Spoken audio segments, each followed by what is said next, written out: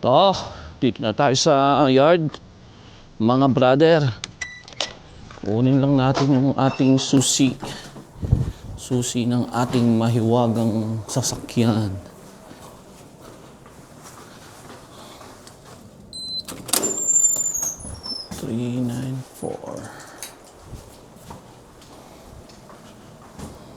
Ano to spare key dito sa yard, pero meron akong dalawang susi.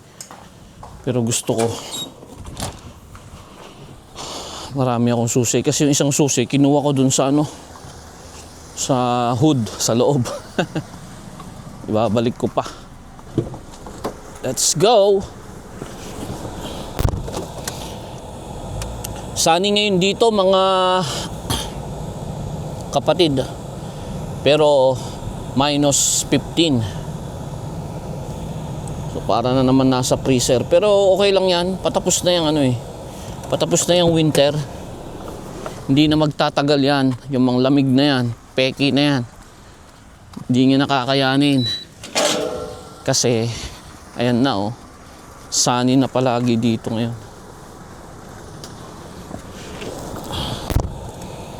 Tingin ko dito na yung isang tropa natin Nakita ko naka-ready na yung truck ng paalis na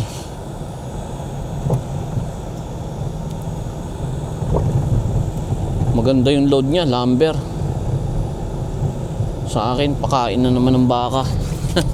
Makati na naman 3451. Hindi ba ito?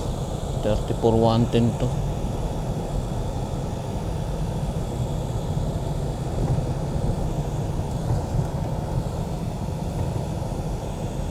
Pinan natin ang ating truck. Huwag nilang sasabihin di nila hinugasan. Kaya nandiyan pa yung 380 Dito ko nilagay yung truck ko Hindi pa. Mukhang hindi hinugasan Ha? 383, ayun. 394 hinugasan naman.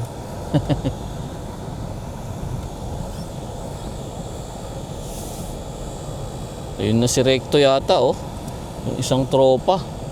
Mukhang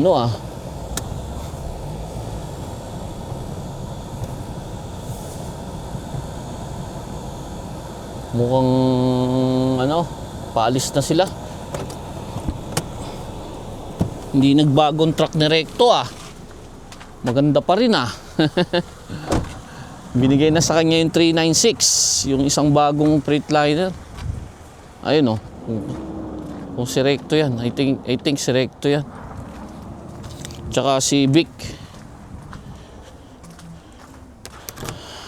Okay, sina natin to.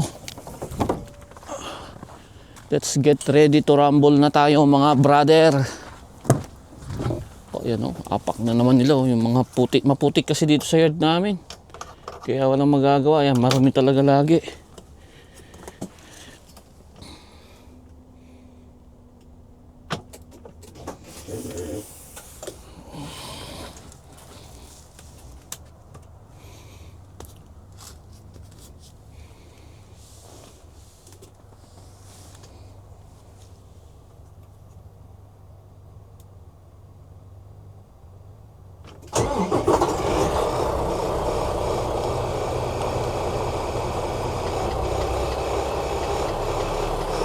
Taasin natin yung idle na mabilis uminit.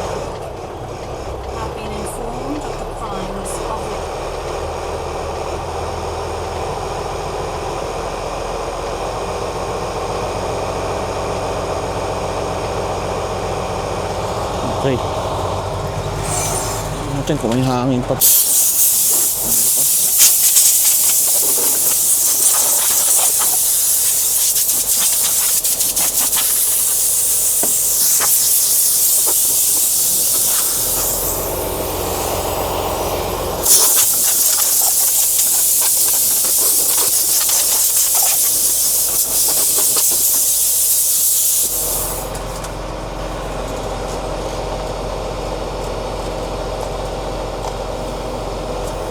Okay.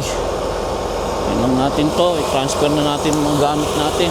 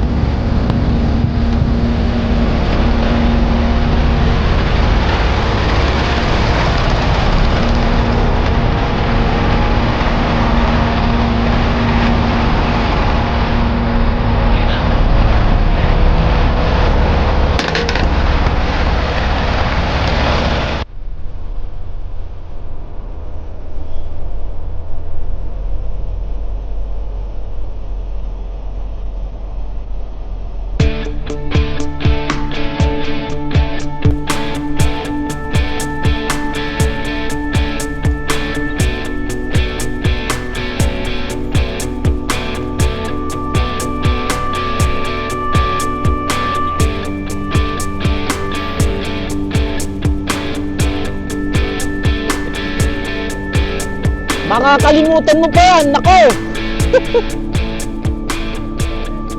Ano ba yan? Ay, oo. Baka makalimutan mo, babalik ka. Kaya nga, pagka ganyan, ano? Di bale, tsaga-tsaga lang. Mamaya yan eh, makakadali ka rin. Oh, kita-kita tayo sa daan, ha?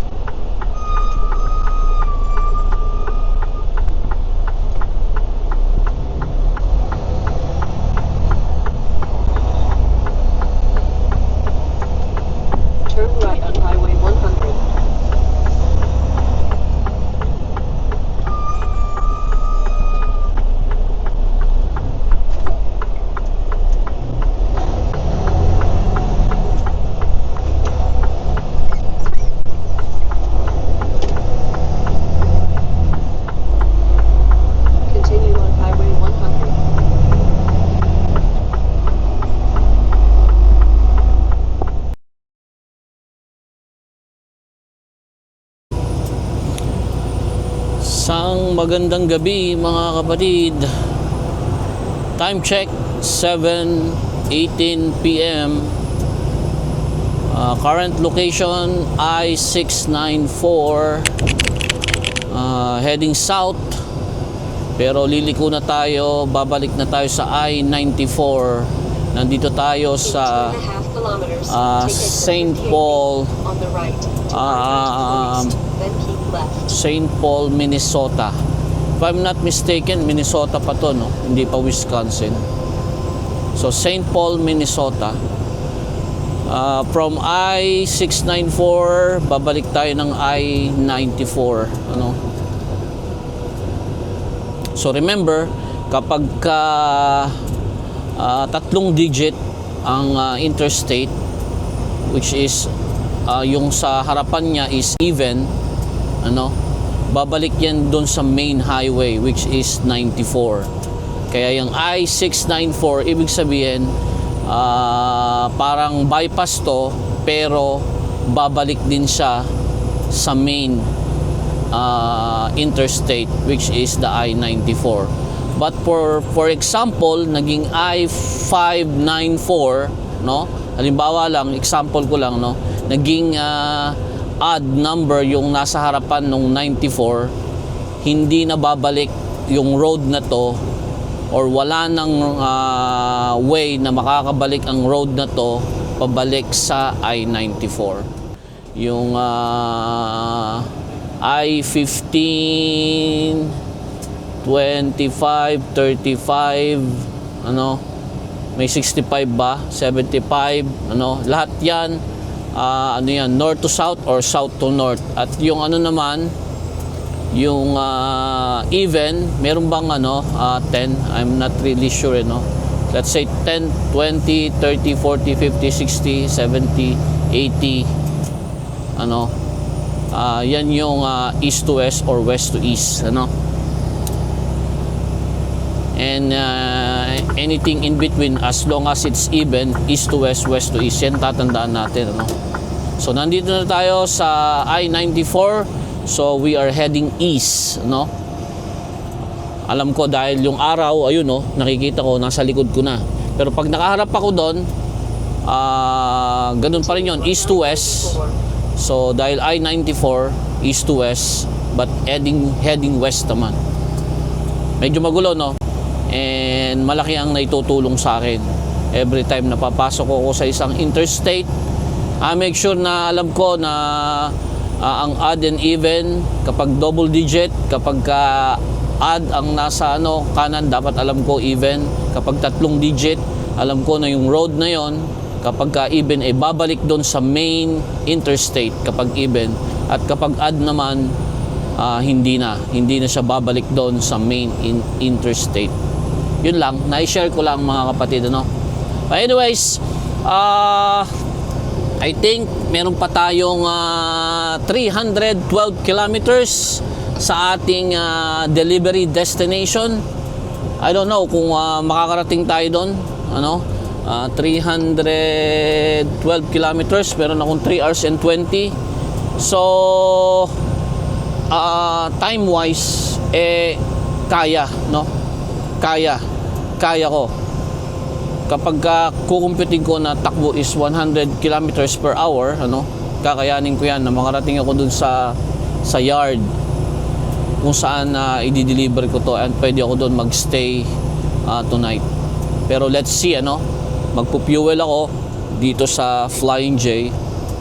Then after nyan, ipaplano ko ng konti, titignan ko, no, if meron na mga malapit na rest area doon or any truck stop, ano, then doon na lang tayo mag-stay para meron tayong washroom sa umaga. At ang ating pangarga, ewan ko kung nabanggit ko na kanina, is of course yung pagkain ng baka, no? Bale, yung mga load namin na steel going US is naka-hold, no, dahil sa ongoing 25% tariffs. Of course, kung ikaw ay isang business owner at nag-order ka ng steel sa Canada at magkakaroon ng increase na 25% ng bigla-bigla, i-hold mo yung order mo na yan, ano? Sigurado yan. Kahit sinong businessman yan, no? Kahit sinong merong business na yan, business company, i-hold nila yan. At of course, yung inventory nila, before dumating yung last week, yung tariff na inimpose ni Trump, nagkaroon na sila ng malaking inventory niyan, ano? Order na sila ng order bago yun. Kaya nga busy yung company namin ng kaka-deliver ng steel sa US. Pero ngayon naka-hold siya. Hindi natin alam kung anong pwedeng mangyari sa mga susunod na linggo. Alam ko magiging apektado for sure. Magiging apektado ang industry ng trucking, especially yung company namin, dahil ang main product na aming dinideliver is steel and also aluminum din, ano? Pero karamihan is steel, bakal. So walang makakapagsabi. We're bracing ourselves dahil alam namin another dagok na naman ito sa aming trabaho, dahil merong malaking chance na mag-slow down ang industry ng trucking, lalong-lalo na sa company namin, no? Wag naman sana masyadong matagal, no? Dahil meron kaming mga sariling plans sa aming mga sarili, no? Na kailangan namin ay magtrabaho ng dire-diretso para malikom namin yung kinakailangan namin financially para sa mga plans namin dito sa aming buhay dito, no? So let us pray na magising si Presidente Donald Trump na walang maidudulot na magandang epekto ang pag-i-impose niya ng tariff, dahil based on historical data, no? Maraming nagsasabi, economy analysts, na walang naidulot ang tariff sa isang bansa, no? Lalong-lalo na kapag ang ini-imposean mo is isa sa mga kaibigan at alay na bansa mo, no? Especially between US and Canada. Yun lamang po, mga kapatid, ano? Napakaganda ng sunset, no, sa west. Ayun, no, kita ko dito sa side mirror, dito wala. Bukas ng umaga makikita natin ang sunrise. At yan ang kaganapan. Maya-maya lang magkita-kita tayo kung saan man ako ipapadpad. Mamaya lang kung saan ako mag-i-stop, doon tayo magkita-kita, mga kapatid, ano? Isang magandang gabi sa lahat.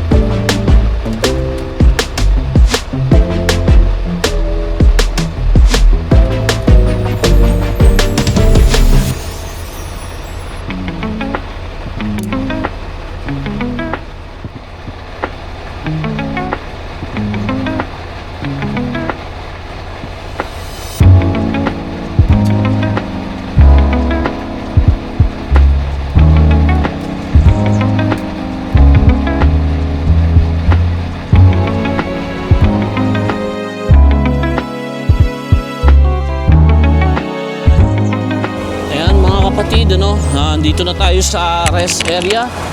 Dito sa may Menominee, Wisconsin, Madalas ako dito nag-i-stop.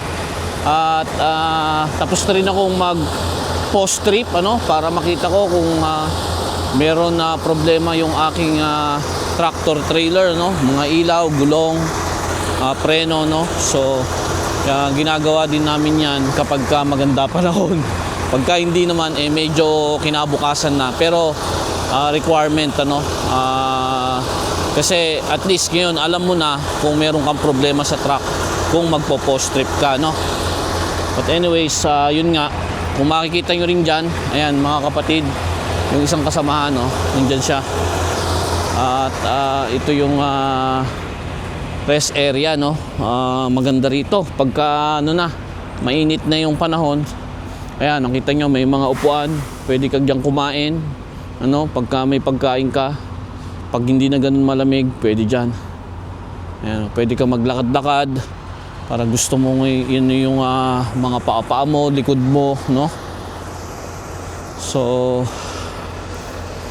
nagsasaing ako ngayon, kaya medyo lumabas ako dito para maipakita ko sa inyo kung anong itsura ng rest area na to, At madalas nandun ako sa bandang gitna. Naswertehan ko to, bihirang-bihira na bakante itong area na to, Dito bawal dito kasi walang linya. Ako yung kauna-unahang sasakyan dito, na makikita. Tapos ayan, unti-unti na napupuno. Ayan, kasama kong isa, dalawa kami, 394 tsaka 396. So dito tayo magpapahinga ngayong gabi, At bukas maaga tayo, 10 hours ang pahinga namin dito.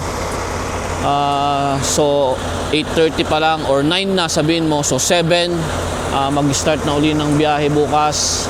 Meron pang natitirang 200 kilometers para sa drop-off nitong pagkain ng baka na to. So magkita-kita tayo bukas ng umaga.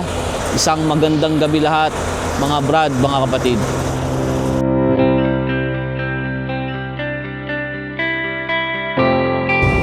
Good morning mga brad, mga brother, mga kapatid. Good morning. Exactly 200 kilometers away sa ating drop-off. Current location, Highway 29, Wisconsin. Heading east. Temperature is positive 2 degrees Celsius. At napakaganda ang sikat ng araw.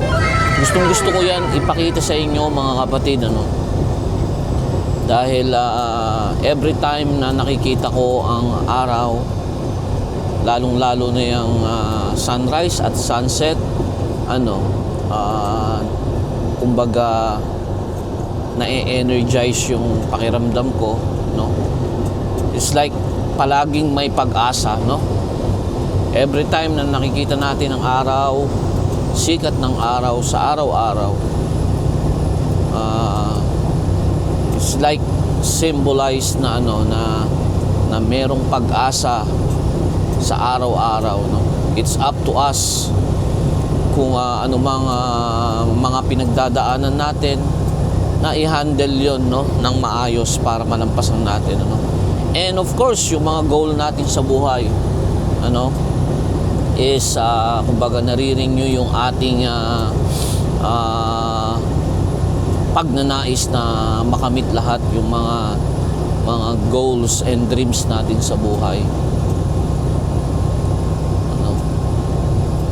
Yun lang mga kapatid. So tuloy-tuloy lang ang ating biyahe, maya-maya lang magda-drop na tayo, and I don't know kung saan ang aming reload, but hopefully meron pa ring steel products, yung mga bakal na palagi naming niloload papasok ng Canada, from US to Canada. Hopefully hindi pa apektado yun ng tariff. Magkakaroon pa rin kami ng reload pabalik ng Canada agad, para nang sa ganon ay hindi maabala yung araw at oras namin, while nandito sa biyahe namin. Kagabi, kasama ko yung isang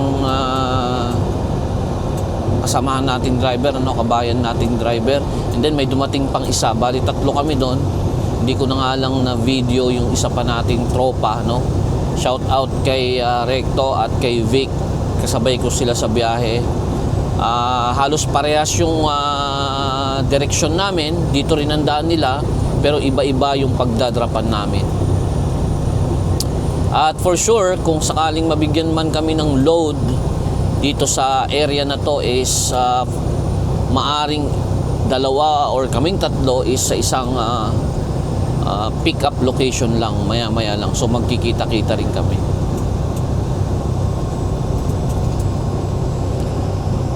Ang sarap kasi talagang malapit na ang spring dito sa US.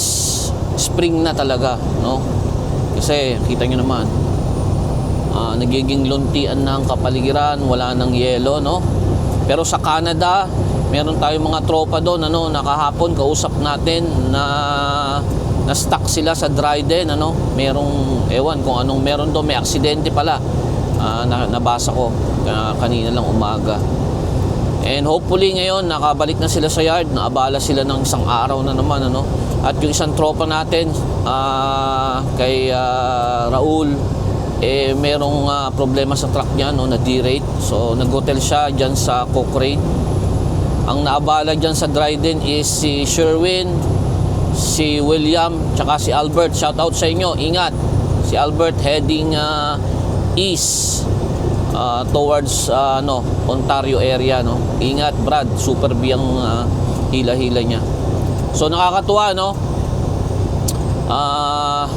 na kami na nagkakausap-usap, na sinama nila ako dun sa grupo nila. Sila matagal na sila magkakakilala, magkakaibigan sila, same company ang pinanggalingan nila except sa mga ilan na galing sa ibang company. Pero sinama nila ako dun sa circle of friends nila. Thank you sa inyo. Sa mga tawanan, every time na magbi-video call kami sa lokohan, nakakawala yun ng ng lungkot sa biyahe, at nakakaaliw, naaliw ka, hindi mo alam na mamaya lang nandun ka na pala sa destination mo. So shout out sa lahat ng kasama ko dyan sa New Hope, na mga veteranong driver na bago sa New Hope. Shout out sa inyong lahat. Ingat palagi sa biyahe, mga brad. And ang pangarga natin, pagkain ng baka. So mag-a-untarp tayo mamaya. Let's see kung ma-document natin yan. Magkita-kita tayo maya-maya lang sa ating drop-off.